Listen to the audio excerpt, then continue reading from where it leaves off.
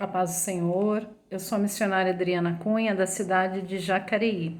Eu quero deixar uma reflexão em cima do texto de referência, Marcos 10, e vou estar lendo o versículo 51, mas a passagem é Marcos 10, de 46 a 52.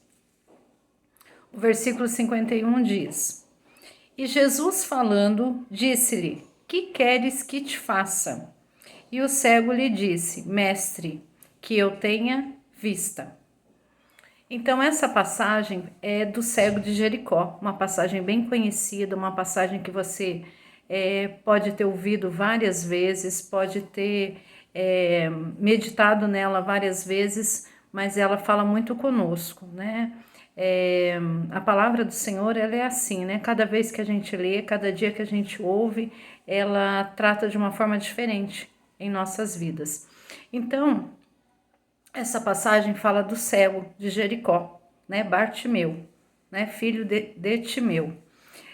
O cego estava ali à beira do caminho, mendigando, né? Porque antes as pessoas com deficiência, elas não tinham os direitos que tem hoje, né? Então só lhe restava ficar à beira do caminho e mendigando, né? E às vezes é assim conosco, né? Deus tem um mundo pleno de vitórias, Deus tem um mundo abençoado para nos dar, Deus tem bênçãos sem medidas para nos dar e nós ficamos mendigando coisas pequenas, né? Nós ficamos atrás de coisas pequenas, sendo que o que Deus tem para nós é muito maior e melhor.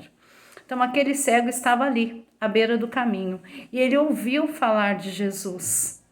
Olha a importância da gente pregar a palavra de Jesus. Olha a importância da gente falar de Jesus. Olha a importância da gente falar do Jesus que salva, que cura, que liberta, que voltará, do Jesus que renova, do Jesus que purifica, do Jesus que faz nova todas as coisas, o Jesus que faz milagres, o Jesus que tem bênçãos, o Jesus que tem propósitos, o nosso Salvador, né? O único e suficiente Salvador de nossas almas. Eu sempre falo que o mundo pode falar que há vários caminhos, mas só Jesus é o caminho, a verdade e a vida. Não há nenhum outro caminho que leva até Deus. Apenas Jesus, né? Jesus é o caminho, a verdade e a vida. Ele que nos leva para o Pai. E o cego, ouvindo falar de Jesus, ele começou a clamar. Ele começou a clamar: Filho de Davi, tem misericórdia de mim. Filho de Davi, tem misericórdia de mim. Naquele momento, com essas palavras, Filho de Davi, tem misericórdia de mim, ele declarava que Jesus era aquele que veio para salvar, que Jesus era aquele que veio para fazer milagres e transformar a vida dele. E as pessoas que estavam ali ao redor o repreenderam, né, ficaram incomodados dele continuar clamando. E ele fez ao contrário. Quando as pessoas se incomodaram, aí que ele clamou mais, aí que ele buscou mais. Né? Quanto mais falavam para ele parar, mais ele clamava: Filho de Davi, tem misericórdia de mim. Filho de Davi, tem misericórdia de mim. Então, o que esses versículos nos ensinam? Que nós devemos clamar.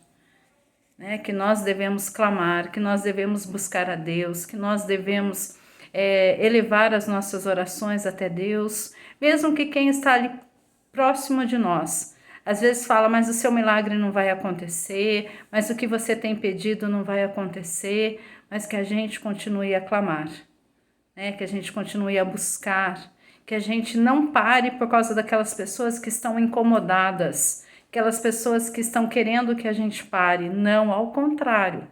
Se tem empecilho na nossa vida, se tem uma situação que está querendo nos parar, que está querendo com que a gente desista, a gente vai continuar buscando e clamando mais ainda, porque é isso que nos ensina essa passagem. E Jesus, ouvindo aquilo, o Jesus fala: traz ele até aqui. Traz ele até onde eu estou. E as pessoas chegam perto do cego e falam: levanta-te, tem de bom ânimo, o mestre te chama. Levanta-te, tem de bom ânimo, que um mestre te chama. E assim eu falo para você, através desse vídeo. Se você está desanimado, se você está caído, eu te falo, em nome de Jesus, levanta-te, tem de bom ânimo, porque o mestre te chama. O mestre está sempre nos chamando, né? Jesus está sempre de braços abertos, chamando, pedindo para que nós nos aproximemos dele, para que nós possamos ter cada vez mais um relacionamento e uma intimidade com o Pai. E ele fala para que a gente tenha bom ânimo, né? Para que a gente tenha bom ânimo, né? É isso que Jesus nos fala, né? O mundo pode estar sem esperança, o mundo pode estar aí falando mais de coisas ruins, de um futuro incerto, mas Deus não.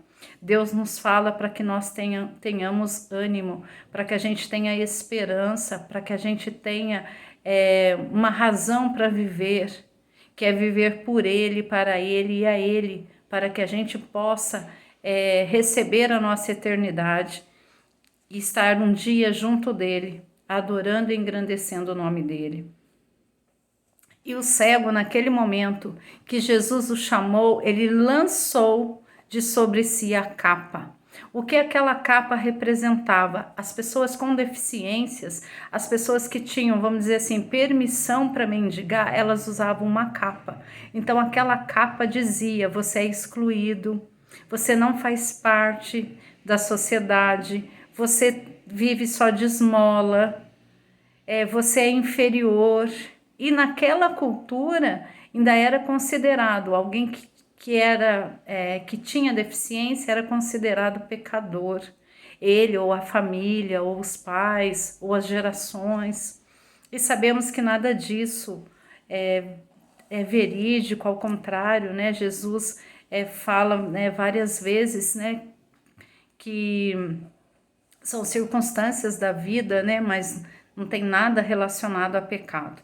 Né? O pecado, sim, ele nos separa de Deus. Isso ele faz separação entre nós e Deus. Mas ele não nos deixa marcas, né?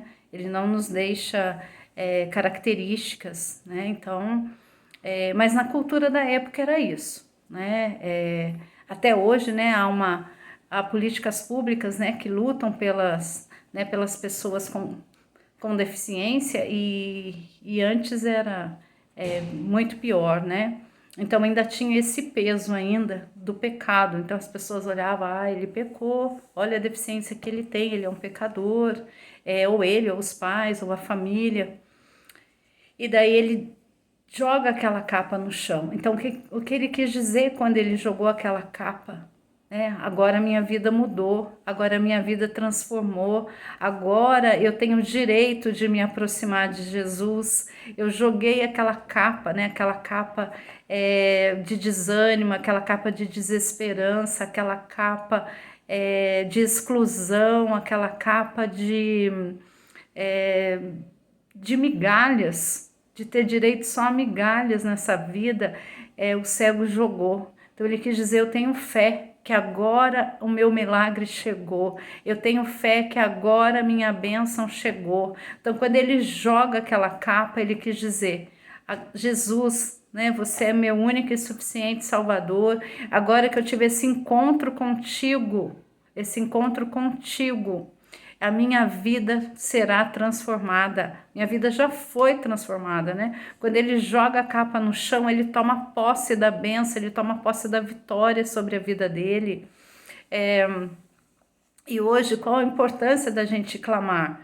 Né? O cego, se ele não tivesse clamado naquele dia, talvez ele não tivesse mais oportunidade de se encontrar com Jesus. E pelas passagens que nós vemos em seguida, ele não teria mesmo. Em vida, ele não teria mais oportunidade de encontrar. E nós não, nós ainda temos oportunidade. Mas nós não devemos perdê-la. Né? Nós não devemos procrastinar, né? Essa palavra que está tão em moda hoje em dia, né? Procrastinação. A gente adiar aquilo que a gente pode fazer hoje. Então hoje é o dia de buscar, hoje é o dia de receber a vitória, hoje é o dia que Deus quer transformar a tua vida, mas o ato de fé é seu, como esse cego ali tinha uma multidão, porque onde Jesus estava, a multidão ali estava. Mas o cego teve que dar aquele primeiro passo, que foi clamar a Deus. Ele deu o primeiro passo, depois ele deu a perseverança. Quando pediram para ele parar, ele perseverou. Quando ele jogou a capa, foi um ato de fé, né? Foi um ato de fé. E ele recebeu o milagre. E Jesus ainda pergunta para ele, né? Essa pergunta tão importante, né? E essa resposta também, né? O que queres que eu te faça? O que queres que eu te faça? Jesus ainda fez ele declarar o milagre que ele queria sobre a vida dele. E você? Jesus pergunta nessa hora, o que você quer que eu faça na sua vida? Você teria uma resposta? Qual seria o que você falaria, assim, aquilo que você tem buscado, aquilo que você tem insistido, aquele sonho que você quer? Você saberia responder como esse cego respondeu? Eu quero ver. Ele podia ter dito, quero dinheiro, quero prosperidade, quero reconhecimento, quero poder, quero coisas terrenas. Ele falou, não, eu quero ver, eu quero ver. Então ele quis aquele milagre sobre a vida dele. E o Senhor respondeu, né? Jesus respondeu. Então, veja. Tão simples, né? Tão simples, tão direto, né? Ele se aproximou de Jesus, pediu pelo milagre e Jesus entregou o milagre. Mediante de todos os processos que ele teve na vida dele, mediante de toda a história de vida que esse cego teve, a partir do momento que ele teve um encontro verdadeiro com o Senhor, um encontro verdadeiro com Deus, aquela vida foi transformada. Então aquela vida foi transformada naquela hora, naquele momento que ele se encontrou com Jesus e que ele demonstrou a fé que ele tinha em Jesus. Então, que nós possamos nos aproximarmos de Jesus, tendo essa mesma fé, que Ele pode e vai mudar a nossa história, que Ele vai nos entregar aquilo que nós necessitamos.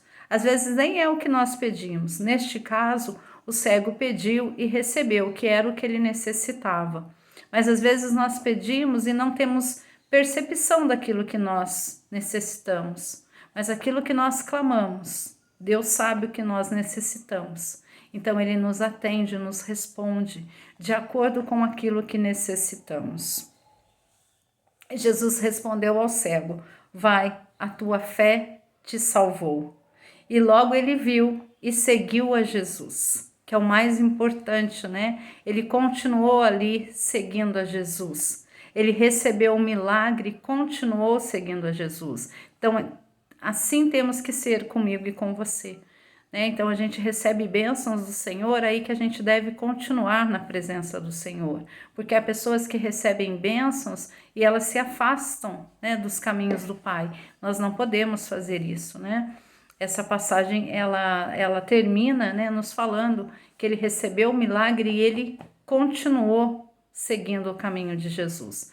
Continuou seguindo o Mestre. Então, que nós possamos também recebermos os milagres, a bênção, a nossa vida transformada, mas que nós possamos continuar nos caminhos do Senhor. Essa é a meditação que eu deixo para você. Deus te abençoe.